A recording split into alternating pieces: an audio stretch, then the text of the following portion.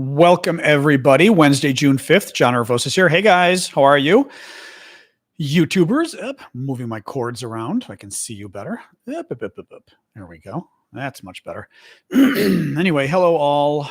How are you doing today? Live chat. There we go. I'm adjusting the way it shows me the chat. I will get TikTok rolling while I'm waiting for you guys to catch up. YouTube's always like 30 seconds behind at the beginning, at least. Go live. All right, here we go. Here we go for TikTok. Boom. Mirror image. Boom. There we go. All right. Adjust my lighting a little. There we good. Hey, Anthony in Ireland. Hey, here we go. Oh, unstable connection. Don't give me that. All right. Sorry. TikTok was claiming I had an unstable connection, which I do not. Hey, TikTokers. Hey, Locke, Mike, Yorkshire, Eve. Lots of you coming in today. Hey, guys. Welcome. We're going to usually wait half a minute before we start. I sort of wait for enough people to show up. Hey, Alan, thank you for the first gift there. Appreciate it. Anyway, what is going to thank you, Linka, for the rose? So this is the show every Monday to Friday we do. Thank you, Derek, for the gift. Monday to Friday, 6 o'clock Eastern Time, U.S. Thank you, Canada Zen, where we talk about the latest news from Ukraine. Hey, buddy. From Spain, Norway. You got to pick one, Trash Hunter. Which one are you in? Oh, thank you, Ava. Always appreciate the gifts. Jennifer. Hey, Jennifer. Thank you for subscribing as a Patriot Launcher on YouTube. I appreciate that. Anyway, welcome, guys. Hey, Ash. Hey, Amanda. So, yeah, welcome, guys. So this is our show we do every Monday to Friday, 6 o'clock Eastern. We talk about the latest news from Ukraine. I've got from Norway, but live in Spain. Oh, that's kind of funny. Interesting, though, right? I mean, from Norway to Spain. That's an interesting mix. My TV interview went well. I didn't even look to see if it aired. I'm assuming it aired, but you never know with TV interviews. But I didn't hear, so I've got to actually check. A friend of mine taped the news, or it could be airing today. It may not air at all. Thank you, Chase. Thank you, Joyce. Thank you, Big Hawk, for the gifts. Thank you, Vicky. There's a pretty big story about F-16s that I'm going to make the second story of the night because I want to make sure enough people are here. Because I think it's a big story. And I don't like to, it's funny. Sometimes I like to start with like the biggest news, but then I worry that like, if it's the biggest news and people are still arriving, like typically on TikTok, we'll get maybe 700 people at a time. Thank you, Jamie, for the gift. And Vicky, we'll get 700 people at a time. And right now we're like at 250. So like if you go a couple minutes, there's more people. Anyway, thank you, Lamb Chop. Let me start with the second story of the evening. Less important. I mean, important, but less important. And then we'll talk about the F-16 thing, which is really pissing me off. Thank you, Poppy, for the rose. So Biden is going to be meeting with President Zelensky of Ukraine. Thank you, Kronos, in both France and Italy. There's Biden is, I think he's arriving today. I think he must be arriving today in France for the Normandy celebrations.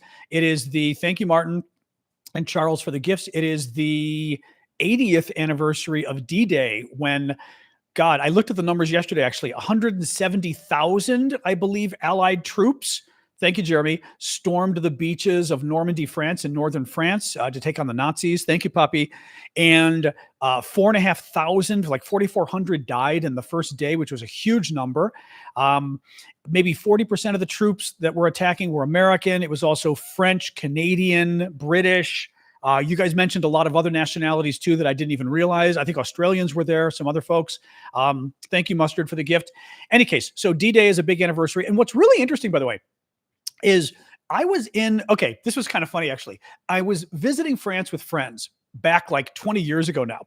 And I kid you not, like we'd had plans. I was house sitting for friends in Paris, and we had plans to go to Normandy and see the D-Day beaches and all this stuff. And even one of our friends we were with was a former Marine.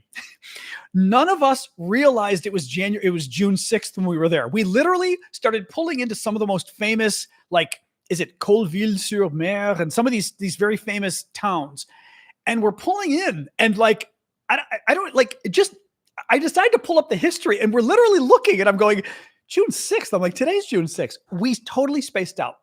Thank you, Vicky. And again, the funny part was one of our friends we were with was a U.S. Marine who he himself was not thinking it was D-Day. So we just happened to go to France to Normandy, to the beaches where the big Allied invasion against the Nazis was huge. I mean, hugely important, pivotal invasion of northern France, of the Allies on the continent, on D-Day. And what was most interesting to me was, as an American visiting Normandy in the year 2004, right? So 20 years ago, but still 60 years after World War II.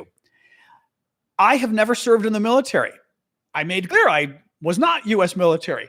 The number of French people, including young people, who came up to me and thanked me because they saw that I was American and thanked me for the American troops liberating northern France in D-Day.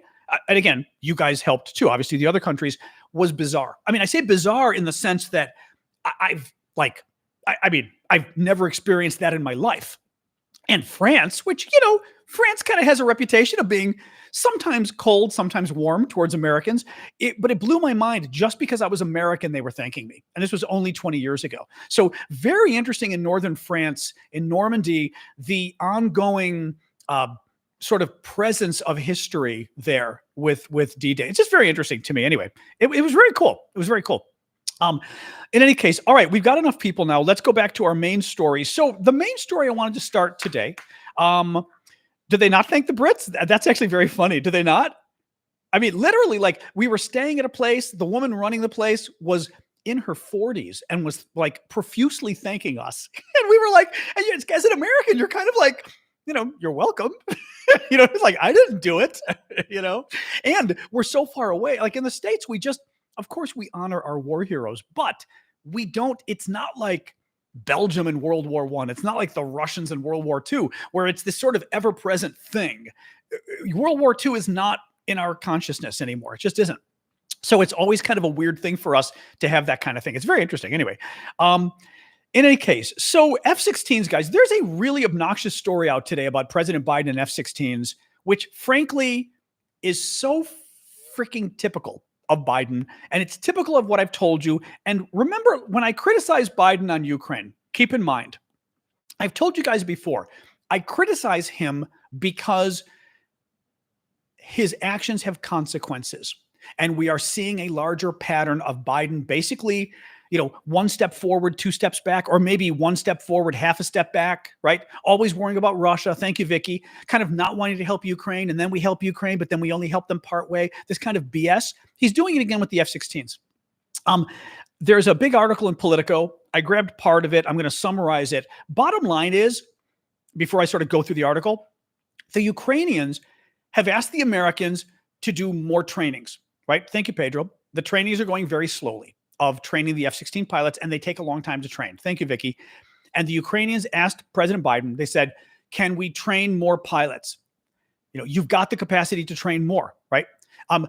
Now, let me give you the number, by the way. A total of 20 Ukrainian F-16 pilots are expected to graduate by the end of this year. By the end of this year, they think they're only going to have 20. That's half of the 40 they need to operate a full squadron of 20 jets. The other number here was Ukraine won't have a full squadron of trained pilots until the end of 2025.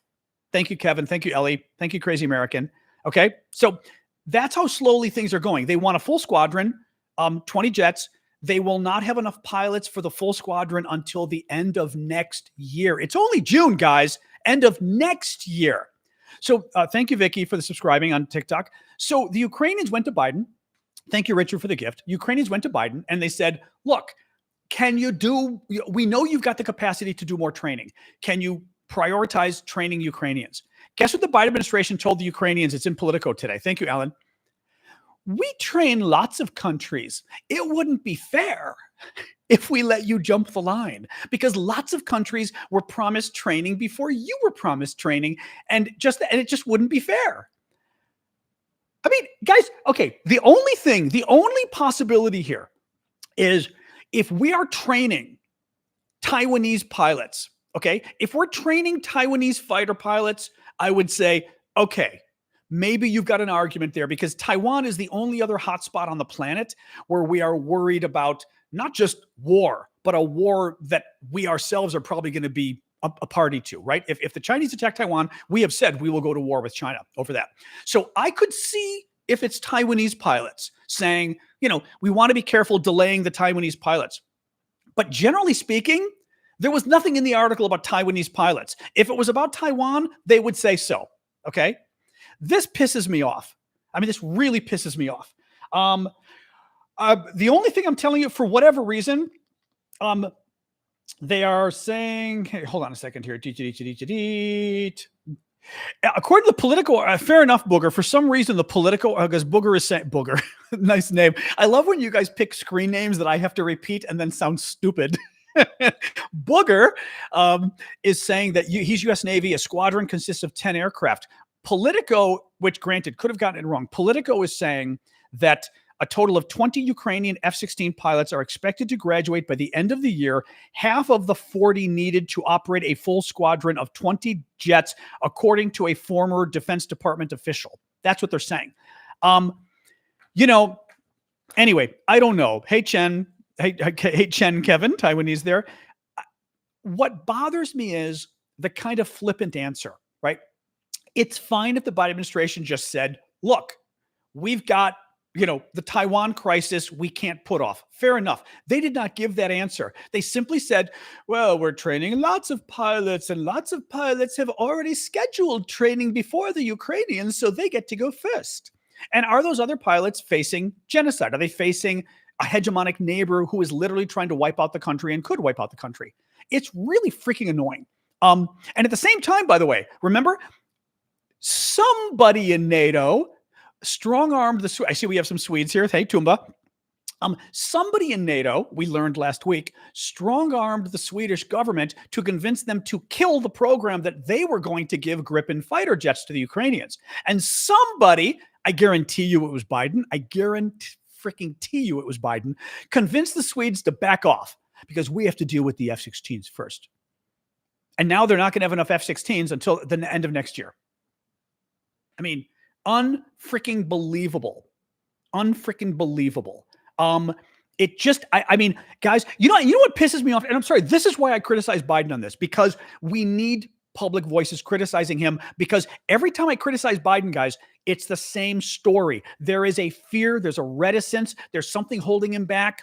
He doesn't want to do it. Then he kind of decides to do it, but he does it halfway, and he goes halfway and he pulls back again, right? There's this fear factor with him in foreign policy. Now, let's make clear, the convicted felon would hand Ukraine over to Russia and cut off all aid to Ukraine, okay? So Mr. Convicted Felon Donald Trump cut off all aid to Ukraine for 6 months, and the Russians are doing better as a result of what Donald Trump did. So let's have no illusions about Biden being worse than Trump. Trump is far worse than Biden, right? The war would be over if Trump were in charge. But I expect my presidents to do a good. I'm not just going to judge Biden by being better than the convicted felon, right? What was I going to say with this? It's really pissing me off. Oh, I know what it is. And again, thank you, who's it? Albie for the donut. I criticize Biden on this stuff because it's important. Thank you, Courtney. Because it is important to hold him accountable because he keeps making the same mistakes over and over and over again. Okay. I've been complaining for over 2 years about Biden being kind of scared of Putin and basically pulling punches. He keeps doing it. That's why I keep complaining about it. I mean, I have one small voice here on TikTok and YouTube, but I keep complaining about it because he keeps making the same mistake. Now, let me remind you, thank you, Ricky, for the friendship necklace. Let me remind you how we got to where we are on the F-16s, okay? Okay, let me remind you now. We're at the point where we can't train enough Ukrainians and F-16s in time because, there's just too many other people in line to get training. We didn't start training the Ukrainians until last fall. We didn't start training the Ukrainians until a year and 3/4 into the war. So like 1.75 years into the war is when we started training the Ukrainians in F-16s. Why didn't we start training the Ukrainians? Because a year earlier, okay, 6 months, actually 7 to 8 months into the war, Republican U.S. Congressman Adam Kinzinger, who is super conservative, but the MAGA folks hate him and got him basically, he ended up not running again because he's anti-Trump. He stood up to Trump, basically. So they got rid of him. Kinzinger passed something in the U.S. House legislation to basically empower the Biden administration to start training Ukrainians in F-16s. This was 2022, February. Russia invades. This is now like October, November of 2022. So like 8 months into it, okay? Kinzinger tries to push the Biden administration, thank you, Albina, tries to push the Biden administration to start training Ukrainian pilots. Biden says no, okay? Thank you, Osaid. 8 months into the war, Biden had we know he had the option. Republicans were pushing it to start training Ukrainians just in case on F-16s. Biden said no, okay? Thank you, Albina. Thank you, Osaid. Oh, thank you, Martin. Very nice gift. Biden waited another year before he started training Ukrainians. Now, keep in mind what happened. It was worse than that even. Thank you, Adventures. It was worse than that. We go 1 year and maybe 4 months until Biden says, okay, we will train the Ukrainians on F-16s. We'll give them F-16s. Remember, it took a good 3 months at that point, 3 to 4 months, for Biden to finally agree which European countries he would even let do the training. It took them 3 to 4 months to just decide. Because I remember we were all sitting here going, you gave permission, right? You basically said, yes, we're going to give planes to the Ukrainians. We're going to train them. 3 to 4 months, Biden sat on his ass and didn't approve the training. Then they started the training in last fall, and all of us knew the training was going to take forever. They first started training like 6 or 8 pilots. Remember, because there aren't that many slots. My point here is, had Biden started the training a year earlier, which Republicans asked him to do, and Democrats asked him to do, and he refused because he was afraid of Putin, we would have had far more Ukrainian pilots trained right now. Thank you, Life. And we wouldn't have been playing this game of so few Ukrainian pilots trained in F-16s, and the Biden administration saying, well, other people asked first. Well, had you started a year earlier, Ukraine would have been in the line before. I mean, this is why I get pissed at Biden, because every step of the way, thank you, Paulie, for subscribing. I almost missed that on TikTok. Every step of the way, thank you, Vicky, he has had this weird, not 100% committed. He's committed to helping Ukraine, but he's afraid of Putin, so he doesn't want to approve all the weapons. He approves some of the weapons, and then when he finally comes along on the weapons, thank you, Bob, he gives Ukraine some of the weapons, but not a lot, right? Like HIMARS, we waited several months, and then we gave them like 2 HIMARS, and then the next month we gave them like 2 more HIMARS, right? Patriot missiles that Ukraine needed to stop the Russians from raining hell on their civilians. We waited 10 freaking months to approve the Patriot missiles because, again, Putin might get angry. This just, I mean, again, it pisses me off. It just pisses me off at this point, because, and as I tell, and I will keep pointing this point out here. There is every step of the way he commits. He doesn't want to commit to helping Ukraine in some way, and then he finally comes through, and he comes through in a way that's kind of half-assed. Like I said, he doesn't want to commit too many weapons. You know, he wants to have training go too long. It takes beep, beep, beep. And we just sit there. The ATACMS, right? We waited forever to give Ukraine ATACMS missiles. Then we gave them the wrong ones. We gave them the old ones that didn't shoot far enough, right? Then we gave them the long ones. But the long ones, by the way, we won't let them fire into Russia. So those we're not even letting them fire. I mean, you get it. It just pisses me off at this point. I mean, So yeah, so the F-16 thing, it's going ahead, but it's totally effed up. And it just, I get very upset about this. All right, moving on. I just thought that was an important story to talk about. So a little bit of water here. I think the Swedes should send the Gripens, but again, clearly Biden or the Germans. Biden clearly convinced the Swedes not to send the Gripen fighter jets. That's clearly what happened, Eric. Very annoying. How will Trump fare on this subject? We already know how Trump would fare on this subject because Trump cut off all aid to Ukraine. Thank you, Cup of Joe, for the rose. For 6 months, the U.S. Congress cut off all aid to Ukraine, giving Russia an incredible advantage because Donald Trump demanded it. I noticed when I mentioned that a couple minutes ago, one of the Trump people came on and said, oh, stop being biased. And unfortunately, this is what Trump supporters do. And it's cute because it's a psychological game, and it's a game that I will not play, where they're basically they're playing the refs. Basically, playing the refs is something in sport. I'm not a sports guy, but I know how this works. You basically yell at the referees, and you guys know this if you're in soccer or whatever you're into. You yell at the referee to kind of make the referee scared, so they don't they don't call you out as much. And the Trump people do this a lot. Whenever I call Trump out for cutting aid to Ukraine, which he did, I get Trump supporters that go, "Oh, that's unfair. That's biased." they're trying to basically scare you into not calling Trump out for being bad on Ukraine, right? And they're trying to basically make you go, oh, I'm being biased. I don't want to lose people. That's scary. Well, guys, I don't want you to leave, but give me a break. The man literally cut off all aid to Ukraine for 6 months. All the defense experts said that it handed Russia a huge advantage because Trump did it. He did it. And if you care about Ukraine, you ought to maybe put some pressure on your own party, So, all right, let's move on. Ferry crossing. So this is good.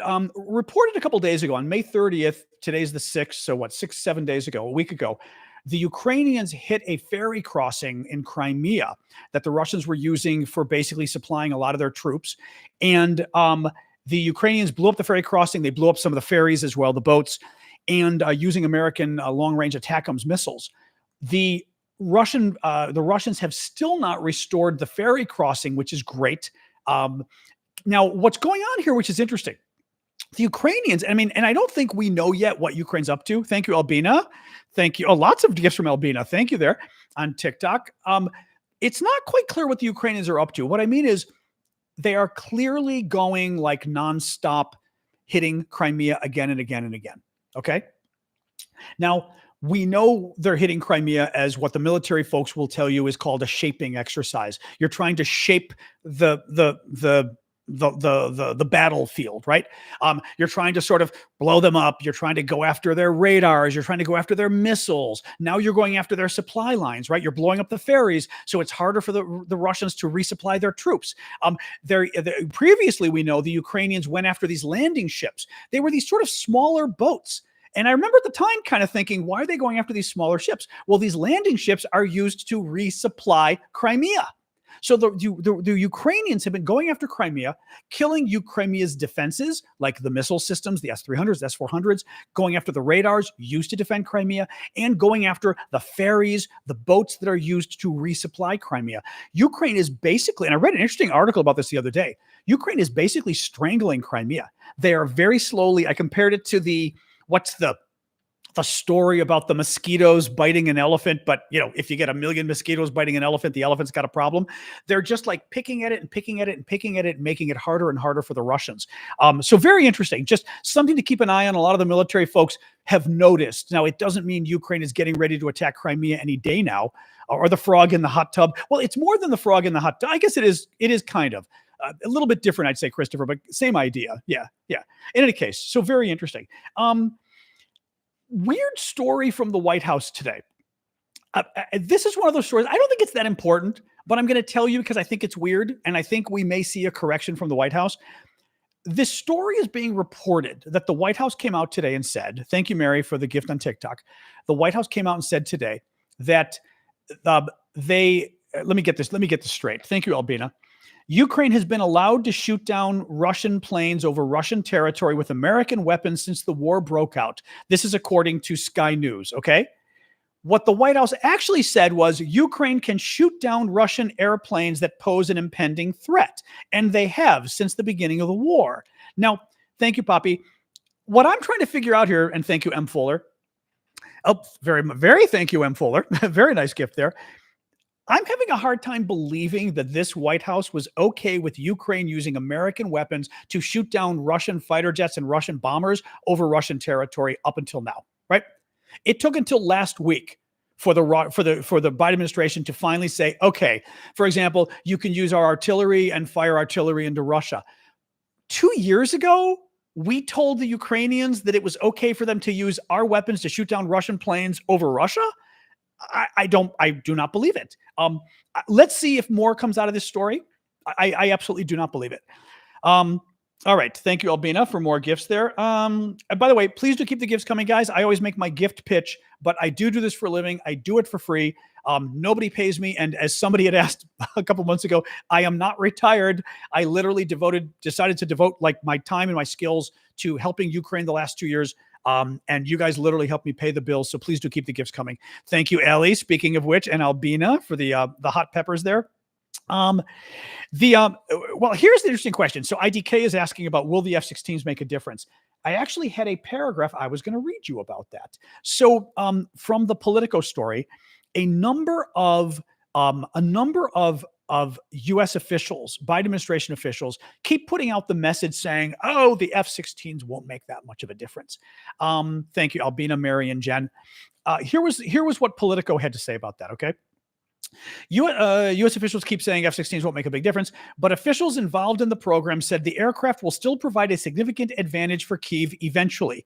When Ukraine initially gets its F-16s and pilots, they will likely be able to fly only limited missions, for example, against drones and cruise missiles on the front lines, a former DoD official said, Defense Department. Once they get a full squadron worth of aircraft and pilots, which isn't until the end of next year, it's completely realistic to fly the F-16s to the border and shoot into Russia, given the jet's radar, targeting system, and missiles, all of which are superior to the Soviet-era fleet. A number of different reasons. Thank you, Albina. Thank you, Jen. Thank you, Ava, as well. The defense folks would know better than I. I'm more a foreign policy guy. But Callum, for example, once he's done traveling to Paris with his love, Callum can sort of tell you more. But there's a whole thing with the missiles that the F-16s use, the HARM missiles, and how when the Ukrainians use them on MiG fighter jets, they don't get nearly the utility out of them that you'd have on an F-16 because it's working with the radar and the computer on the plane and all this kind of stuff. So the weapon systems work much better using the F-16. I remember one of the things I was told was they're able to see much farther. So basically, they put Russians at much more of a threat farther away, whereas currently the Ukrainian MiGs can't see as far in terms of firing as the Russian fighters. So the Ukrainians are in more danger than the Russians are. So in any case, lots of different reasons why it can make a big difference. But depending who you talk to, the Americans keep downplaying it, whereas other defense experts say, this could be something. This could be something. So let's see. The problem is they need enough of them. Syndicate. Hello, Syndicate's here. Woo! Good to see you. Syndicate says overall F-16s could be a game changer for Ukraine, but their effectiveness depends on various factors. The war's course might be influenced by training times, how they're used. Yes, and I mean, when it comes down to it, thank you, Maddie, for the gift, by the way. A couple gifts there on TikTok. Depends how well the Ukrainians use them as well. How many do they have, right? Do they have a full squadron, whatever, but also how well are the Ukrainians using them? How well are they flying? Are they getting shot down by the Russians? I mean, right, all this kind of, and frankly, how comfortable the Ukrainians are using them. Will they stay back, or will they go to the border and start engaging more with the Russian planes and everything else? So who knows, any case, but you know what? Let's get them the damn planes and the damn training and see how well they work. I mean, at this point, we're 2.5 years into the war practically. I mean, oh, hey, William in Sweden. Yes, I took a break today on the Swedish candy. Ava got me 5 pounds, 1.7 or almost 5 pounds, 1.7 kilos of candy from Sweden, or 4 pounds maybe. And I was doing a couple different videos of it, but I finally was like, you know what? I'm taking a break from this because it's just too much. I can't do a video every day eating candy because I was literally like ODing on sugar. So we're taking a few days and we'll be doing another one. Thank you, Elizabeth, for the gift. Sweden should send their planes. I agree completely. But what do you do when it's the US? And I'm sure it's the US strong arming them. What do you do if you're the Swedes? Okay, more news here. This is a weird story. Do not send me more candy, Bobby. I have more than enough. I will be doing more episodes because I want to try more of the candy, but I'm trying to take it slow here. I don't want to put my weight back on. So here's the thing. 26-year-old man. I'm reading this story out of Paris because we know the Russians have been playing games with the upcoming Paris Olympics. The Summer Olympics are taking place. Thank you, Dan, for subscribing on TikTok. I appreciate that. We know that the Olympics are taking place in Paris this summer, next month, middle of July. Thank you, Tom. Thank you, Vicky, for the gifts. And the Russians are trying to disrupt it. The Russians are pissed off because they are not allowed to participate as a national team. Thank you, Olson, for the gifts there. And 10, they're allowed to participate as individual players, individual athletes, but not as a Russian team because they were banned because of the Russian invasion of Ukraine. And the Russians being, 13-year-old children in terms of their government, have been doing all sorts of crazy things, including they dumped a bunch of coffins outside the Eiffel Tower, and they dumped the coffins with little signs inside of them that said, what was it? French mercenaries working in Ukraine, like this is the coffin for their bodies because we're going to kill them all or some bullshit like that. It's childish. It's just absolutely childish. Well, listen to this. A 26-year-old man of dual Ukrainian-Russian nationality has been arrested in possession of explosives after some of them detonated in his face in a hotel room in Paris. The man was treated by firefighters after he suffered significant burns following an explosion on Monday. A source at the French anti-terror prosecutor's office said they had taken charge of the case and opened an investigation on suspicion of terrorist conspiracy. A subsequent search of the man's room led to the discovery of products and materials intended for the manufacture of explosive devices. Let's wait and see what they find. But the fact that a man of dual Ukrainian-Russian nationality, and I got news for you. If you're a dual national of Ukraine and Russia nowadays, thank you, Hannah. But so anyway, Russia's been going nonstop trying to disrupt the games. What worries me is the Russians have been, frankly, committing acts of terror in Europe for 10 years now. More than that, really. We know it from all the poisonings they've been doing in the UK and elsewhere. We know it from the murder of a Ukrainian pilot in Spain. We know it from them. They blew up a munitions depot was this the Czech Republic? There were a couple different places. One was the Czech Republic back in, I think, 2014. And the Russians went and blew up the munition storage because they were weapons that were going to go to Ukraine. So the Russians went into a NATO country and just blew it up. I mean, guys, these are acts of war. Thank you, Nar. These are acts of war. I mean, these are not the kind of things you do. You know what I mean? That you do if you're like a mature, normal country. This is the kind of stuff they do. In any case, it's very scary stuff. All right. The U.S. is proposing $50 billion of a Ukraine. Oh, okay. You want to leave? Oh, okay. Sorry. I was a little suspicious and we were right. Yeah, I gave Andriocha a timeout because Andriocha is a Russian troll. I thought he might be Ukrainian, but he's clearly a Russian troll. So he's leaving us for now. Financial Times, the U.S. is proposing $50 billion in a Ukraine loan, but they are tying it on the European Union extending sanctions against Russia to the end of the war. Basically, the idea is the U.S. would give the loan to Ukraine, but we would be paid back by the interest on the money that's being held by the Europeans, the Russian money that they froze. And it's sort of the deal that was worked out in the last week or so. Thank you, Nicola. To try to use some of the frozen Russian assets to redirect them to Ukraine. So the U.S. is trying to see what happens here. Basically, like I said, it's a $50 billion deal, $50 billion U.S. loan, but it's contingent on getting the European money. And guess what that means? That means that Hungary is going to be able to block the whole thing, as Hungary does. So Ukrainians, Financial Times reports, but we knew this anyway, that Ukrainians may face blackouts for most of the day during the upcoming winter.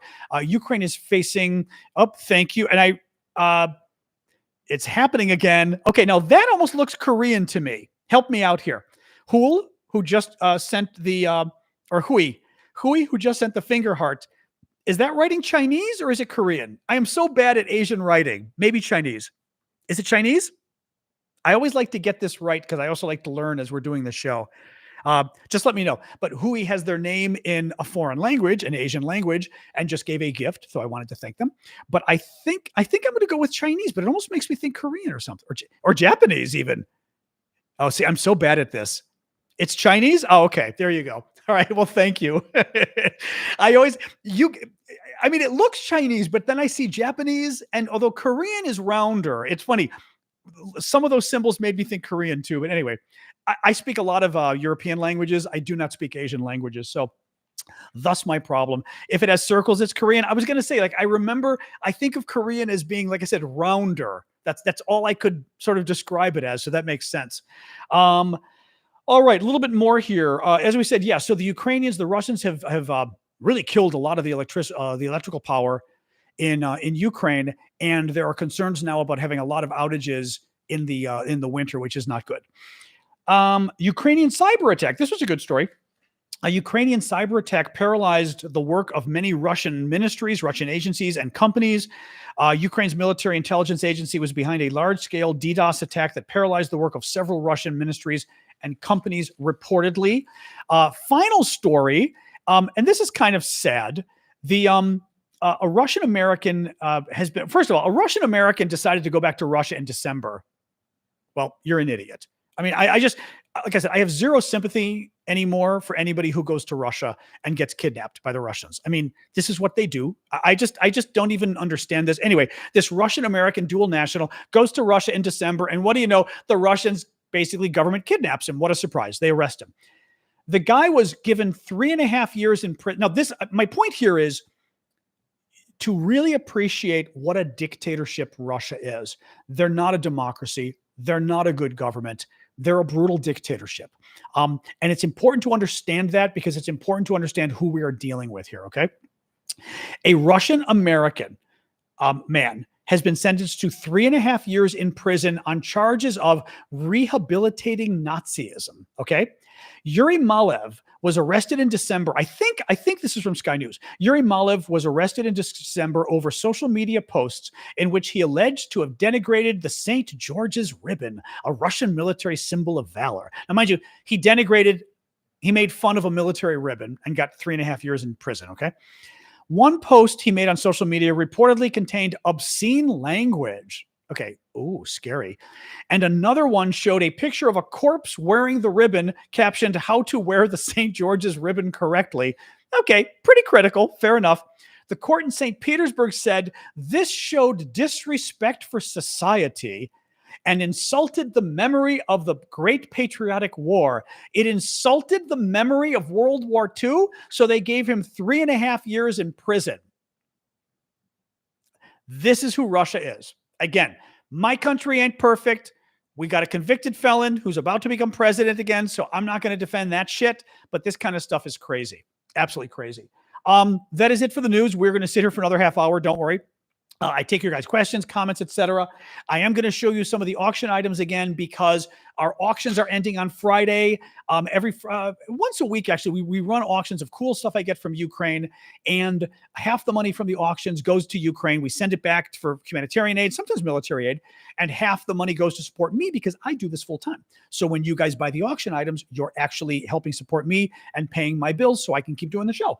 But I will show you a couple things. The number one item we've got, I think it's the number one item, is this wonderful Russian warship Go F Yourself coffee mug from Ukraine, showing the ship, the Moskva, Ukrainian ceramics on the bottom. But it's the warship that told the Ukrainians on the island, the Ukrainian military, basically surrender or we're going to blow you up. This is the Russian warship telling you to surrender. And the Ukrainians responded, "Russian warship, go F yourself." And it became hugely famous because the recording went public. And 6 weeks later, the Ukrainians sank the damn ship. And it was Russia's premier warship, its flagship of its fleet. Fabulous story. Anyway, that's a big deal. I'm not going to show you all the items, but a couple of them. We've got some cool stamps, some stamps commemorating the Ukrainian military. My personal favorite, the Grogu t-shirt. This is a medium-sized t-shirt. It actually is between a medium and a large, because I wear between a men's medium and a men's large in America, and this shirt fits me perfectly, so it's between a medium and a large. It's Grogu, who's Baby Yoda, and he is wearing like a Ukrainian military outfit and the Ukrainian Trident military patch. We've auctioned off those patches before. Very cool t-shirt. What else we got? I'm not going to take too much time here. There's some, here we go. Actually, here, one or two more things here. Actually, we do have a cool fridge magnet that I got in Singapore. It's neat. It's a merlion. It's a mixture between like a mermaid and a lion, which is the symbol of Singapore. I got it when I was in Singapore. Thank you, Mel. The other thing we got that's very cool is, let me find it here. Where are you hiding? Oh, if I can't find it, oh God. Now I'm going to have to look for this, because I'll bet you it's like buried now in all my stuff here. Come on, don't lose it, John. Well, we've got a very cool item that now I can't find, meaning I'm going to have to do a real search here. but we've got a really neat pin, a pin from Ukraine that is, come on, John. You know what? I'm going to look for the pin tomorrow. Oh, this is annoying me. Yeah, I'm going to have to go look for it and find it. So annoying. I've been moving things around here. And now, of course, my pin is hiding. All right, I'll have to find it later. Anyway, there's a really cool pin we're auctioning off too that the proceeds from the pin went to basically help Ukrainian children get therapy, which is very cool. Shoot, it's kind of taking me off though because, well, I'll find it later. All right, Mr. Pin, wherever you're hiding here. All right. Well, we'll find it. It's here somewhere. Anyway, lots of cool auction items. You guys can bid on the auction items over at our Discord community. You can find the Discord link in the description of the show on YouTube.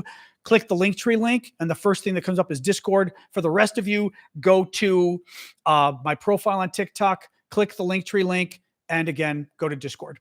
All right, check it out. Hey, Alex in Romania. Nice to meet you. I have not tried the dime chocolate yet. I shall. I'm being good because I already was a pound heavier, so I'm holding off.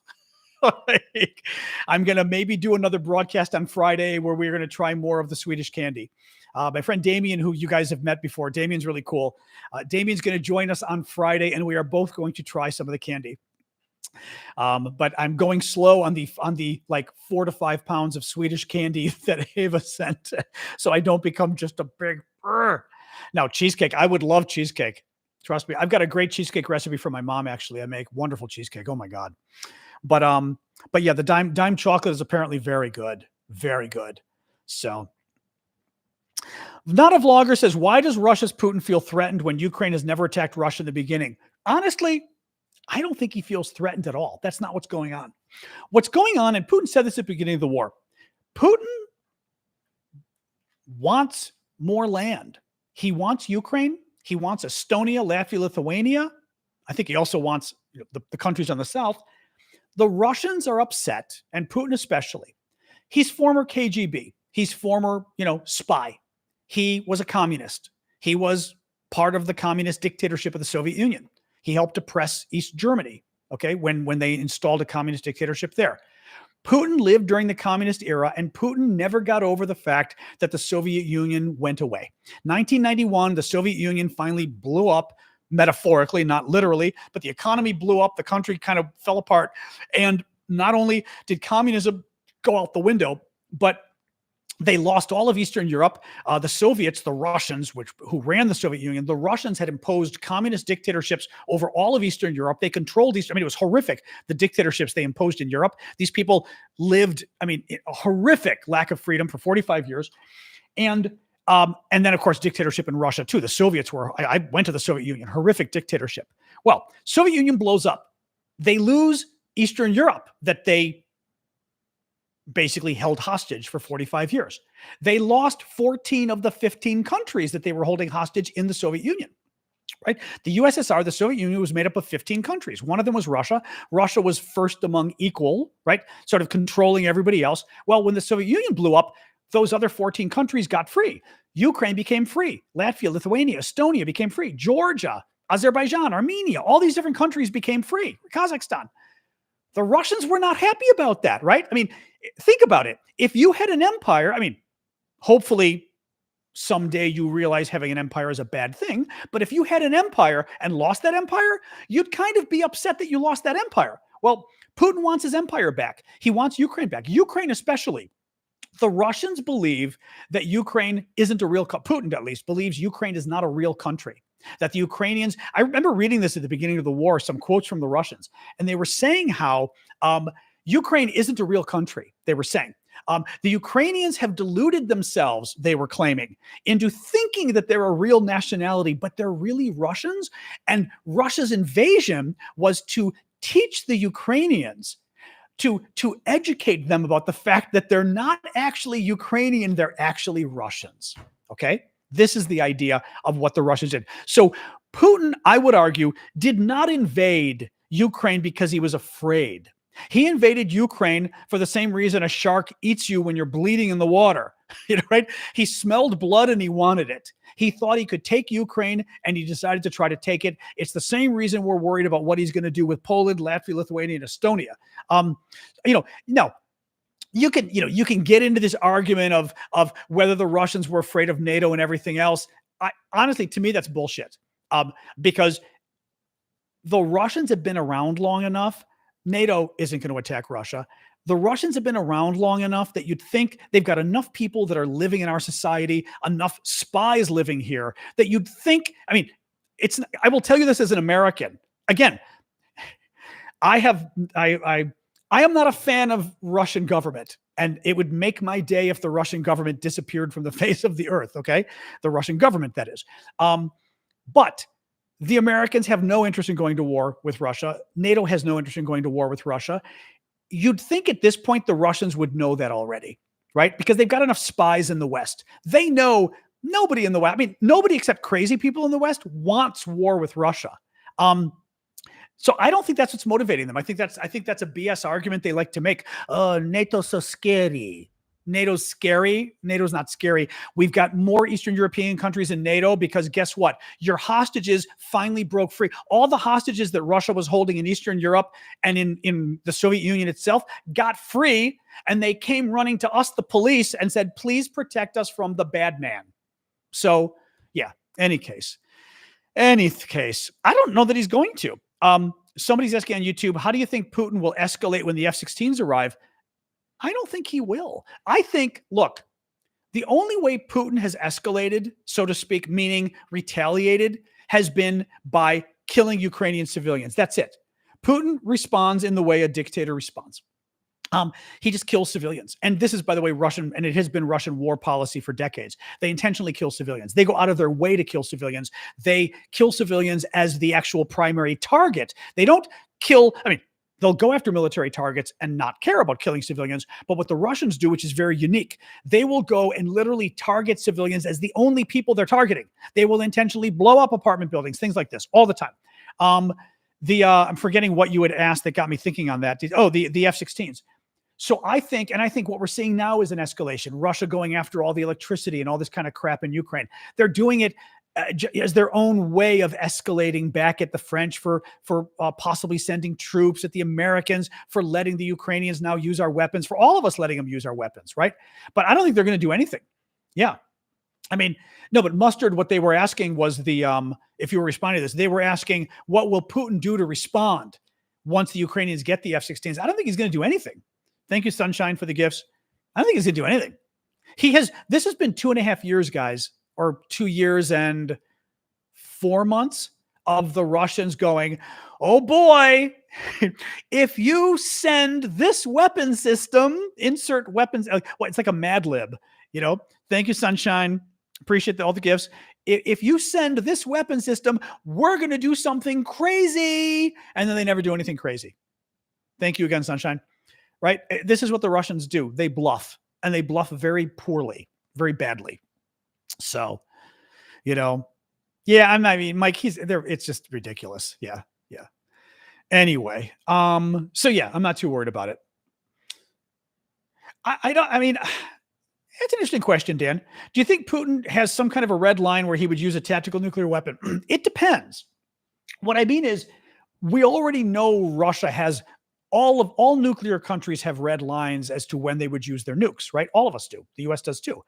The Russians have said previously, and I'm forgetting, I'm not going to remember all four, but Russian nuclear policy overall is to use nukes. Well, there's two issues actually. To use nukes overall, like big nukes, the Russians have like four different sort of thresholds. Thank you, Vicky. One of them is an existential threat to the country, meaning, the Russians are in danger of losing Moscow, right? They use nukes to stop it, even if we're not using nukes, but American troops are marching to take Moscow, right? Or Ukrainian troops are marching to take Moscow. One of them is Russia's nuked first, right? If we nuke Russia first, they can nuke us back. There's two other ones as well. I'm forgetting what they are.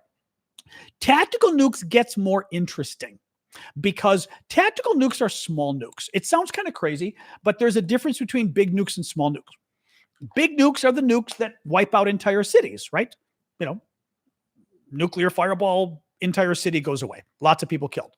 Small nukes, these tactical nukes or battlefield nukes, are small. I was looking. I'm not sure if some of the military folks can tell us, like in a battlefield, but I remember at the beginning of the war when the Russians were threatening the nukes and stuff, I was looking at a map of, there was a really neat website that's out there. It's still out there, that will sort of show you the different yields of a nuclear weapon and how big of an area it will cause damage. How big of an area will it kill people? How big of an area will it cause illness? This kind of stuff.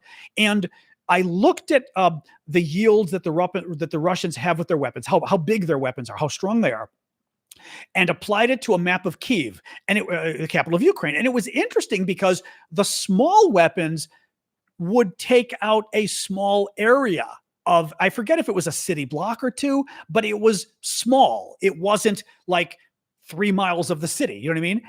They're smaller weapons. The Russians versus us, the Russians have always had a policy that is much more in favor of using small tactical nuclear weapons in a war, right? We, generally speaking, would not want to use them unless we had to. The Russians, their military thinking is, sure, it's just another weapon. Why not use them, right? Why not? So that's the concern, is what Russia's red line is. I will say this. I think, and this was something, I think I saw somebody do an analysis on this the other day, which I've said before. I think Putin's red line is dictated by us. I don't think it's dictated by, let me rephrase this. I don't think it's dictated by what we do. I think it's dictated by what he thinks we will do. So I don't think it's, oh, if we give them F-16s, he's going to drop a nuke. I don't think it's that. I think it's if we make clear to Putin that we're afraid, and we make clear to Putin that no, that's not even, okay, dude, you're leaving now. No, I'm sorry, but this guys, get rid of Andreyuka permanently. He's a troll. He's a troll. I mean, now he's just lying. We booted him for 5 minutes. He's a Russian troll. Yeah. Tactical nukes are not bigger than Hiroshima, all of them. No. No, they're not. I mean, even I, who's a foreign policy expert, not a military expert, looked into this 2 years ago. There are tactical nukes that are much smaller than that. So bullshit. But where were we? I shouldn't have let Andreyuka get my annoyance here. The concern is, oh, here we go. The concern is that if Putin used a nuke, he would only do it if he thought he could get away with it, and he thought it would accomplish something. If Putin thought by using a nuke, we would respond, either nuclear, which we're not going to respond with nukes in Ukraine if he uses a nuke in Ukraine, but that we would respond and get into the war and blow up the Russian fleet, for example, or blow up all Russian troops in Ukraine, right? If Putin thought that was going to happen, he'd never use a nuke. He's going to use nukes based on what he thinks we would do if he uses nukes. That's when we are at risk of Putin using nukes if he thinks he can get away with it, because we'd be too scared to basically respond overwhelmingly. So I don't know, I'm not convinced. But the other issue is, if the Ukrainians go and, I mean, somebody was asking about what Putin's red line is for using nukes.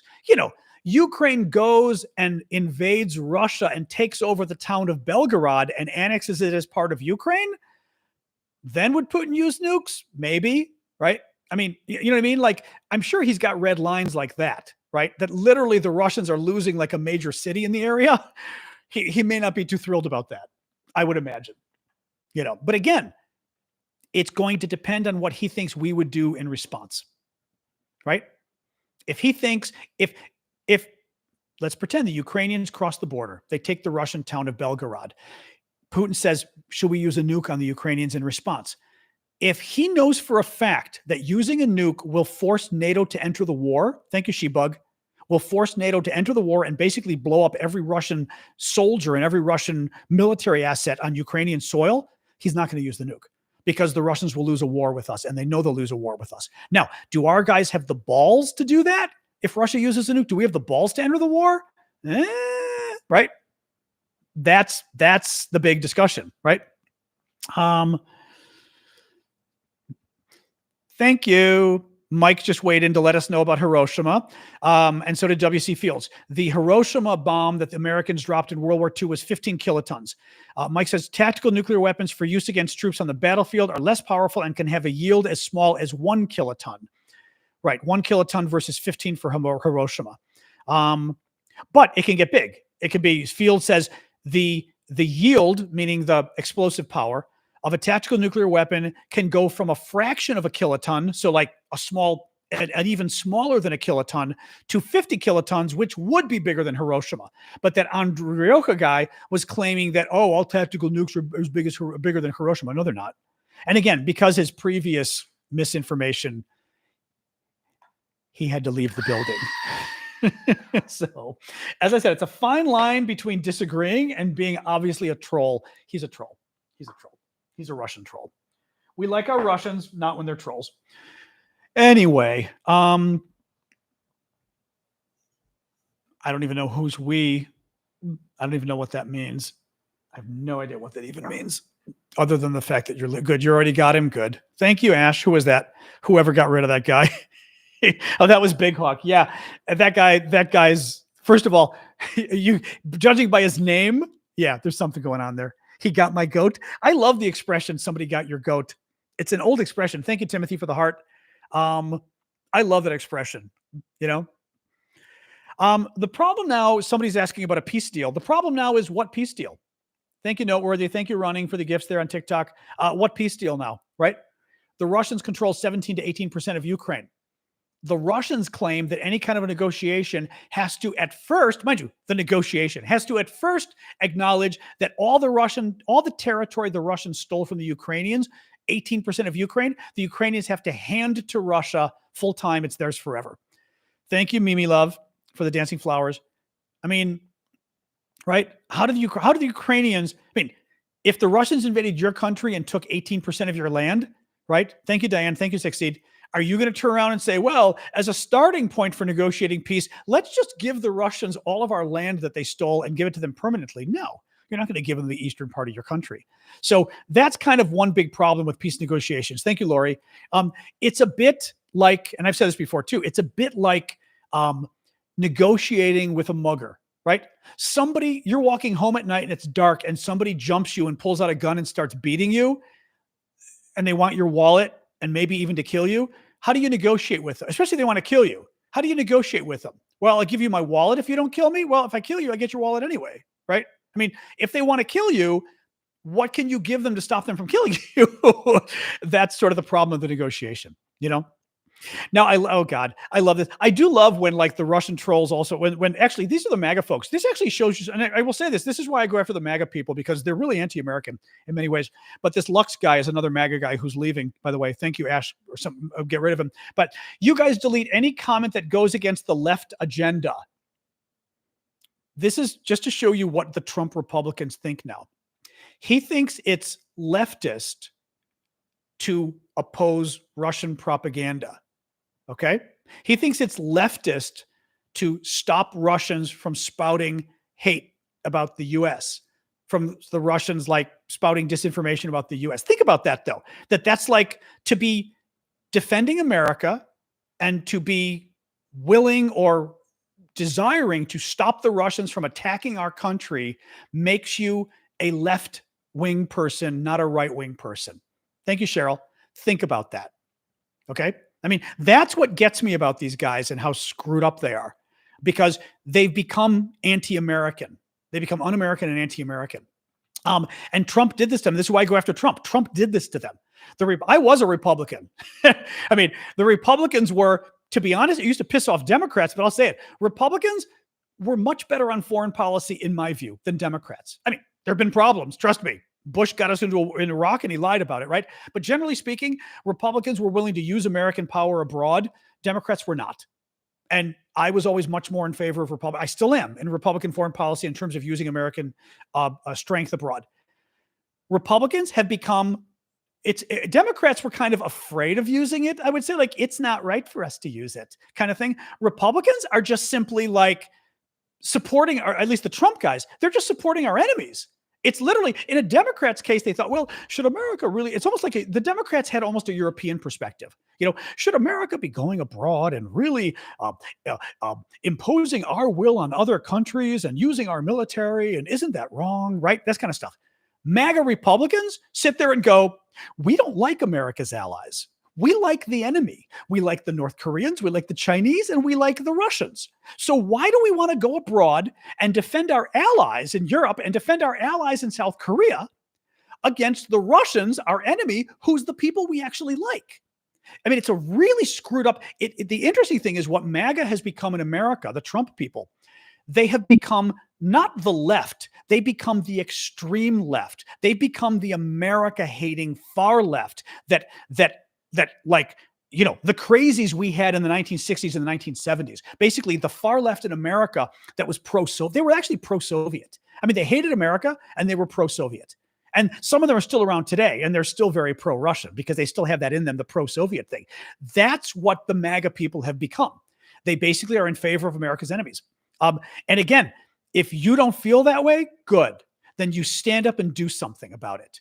But I'm not going to sit here and let MAGA people tell us that they don't hate America, they don't hate the troops, they don't hate our allies, they don't defend our enemies, when literally that's what Donald Trump does. And that's why I stand up against Donald Trump. And that's why I've said, for example, I don't have a problem with Nikki Haley. Nikki Haley, who is running against Trump, isn't my cup of tea. She's too far right on every issue except Ukraine for me, but she's a legitimate candidate. If she won, I'd say, you know what?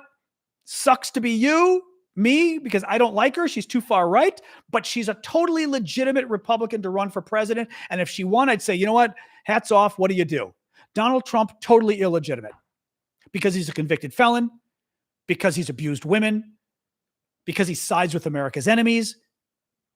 All these, I mean, it's everything Trump has done. It's almost not even policy with Trump. Right? It goes to the core of who he is as a bad human being, a bad man, and a bad American, and a bad husband, and a bad Christian. My God, he claims to be a Christian. I mean, my God, Oh, Julian, did the news show up? I didn't see if it actually went there. Did they actually show it? You saw it? I have to Google now and see. I didn't see that it was. We didn't know if the show aired, actually. That's very funny. I was on the news here in Washington, D.C. last night. I guess they showed it then. I did wear the same shirt. I actually had this shirt sitting out on a hook. That's very funny. That's very funny. All right. Very funny. Anyway, all right. Got to do my little, I'm a real human being thing for TikTok. There we go. Anyway. Beep, beep, beep, beep, beep, beep. Oh, that's okay. What else are we doing here, guys? What else we got here? Oh, Nicholas, you saw it too. I guess it was on then. Okay, it was on. Hopefully it was a good. The thing is, there were some issues because basically, whatever. It's a long story, but I was talking too fast because I was kind of pissed off. Not at the reporter. The reporter was great, but something happened that pissed me off right before I did this local TV interview here in Washington. So I was talking way too fast. I mean, I know I'm talking quickly with you guys now, but when I do TV interviews, I try to speak more like this, to be more, slow for a TV audience, which even that is painful for me to go that slow, but I typically do. But I could tell I was going very fast on my TV interviews. So anyway, here's my cup of water. Oops. Anyway, I say, let's do it.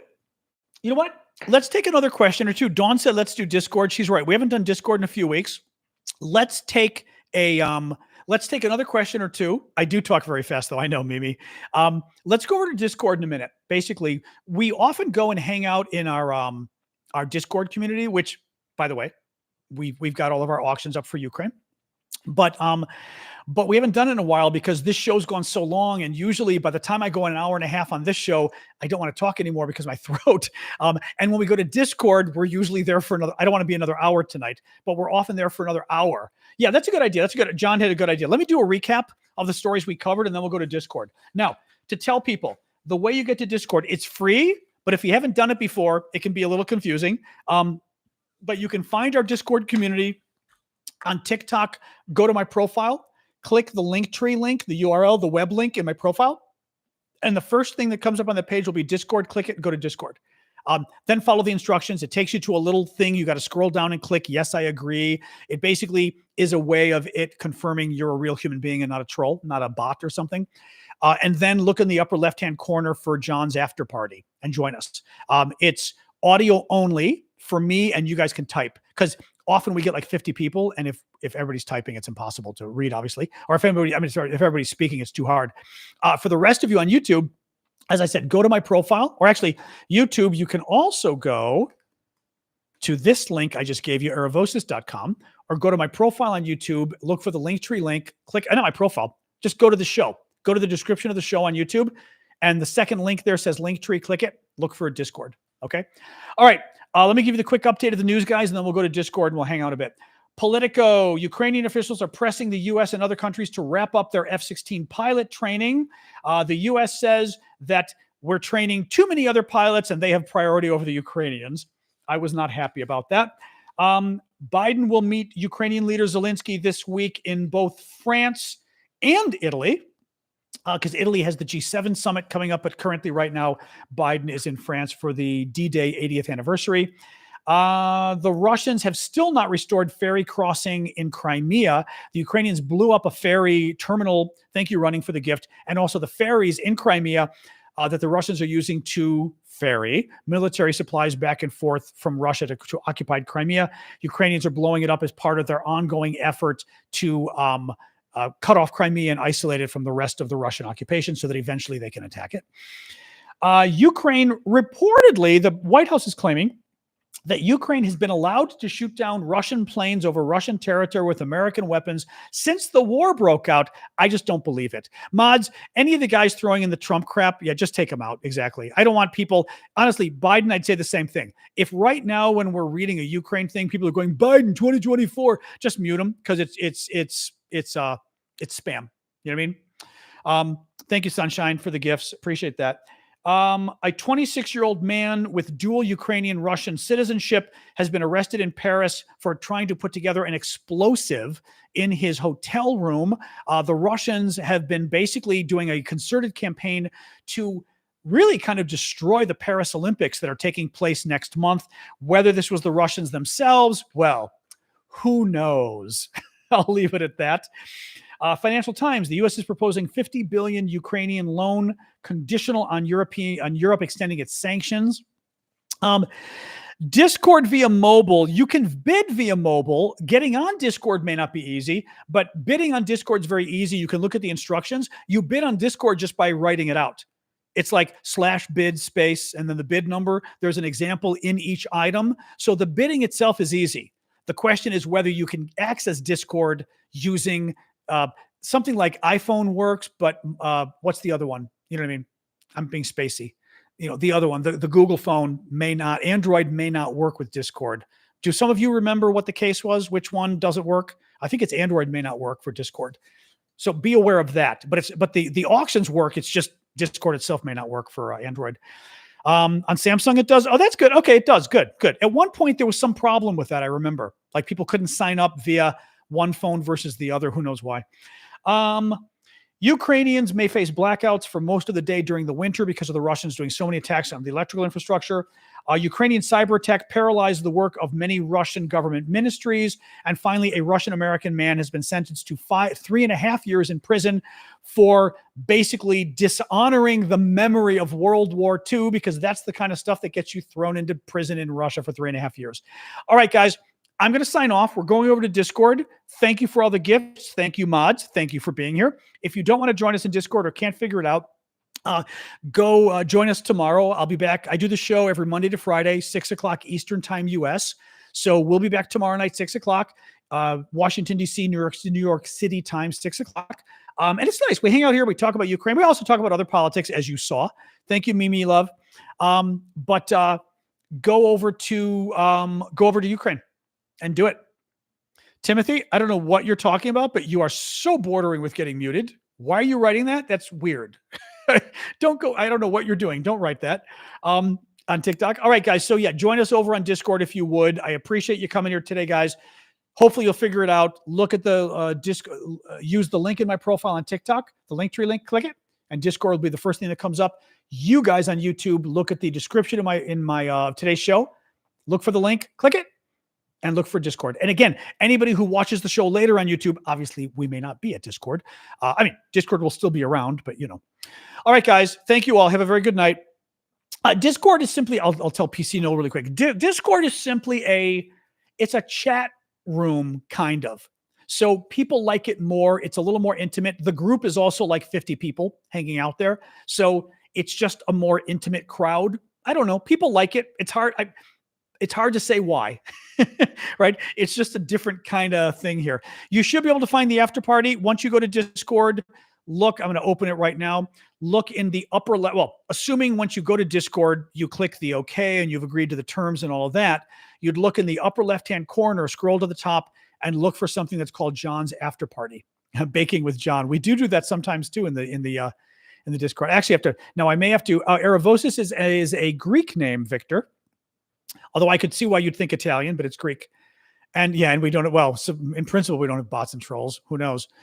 All right. Yeah. Look for John's After Party on Discord, upper left corner. All right, guys. And I am going to go. I may even put on some rice while we're talking, but all right. Have a good night, guys. All right. You all.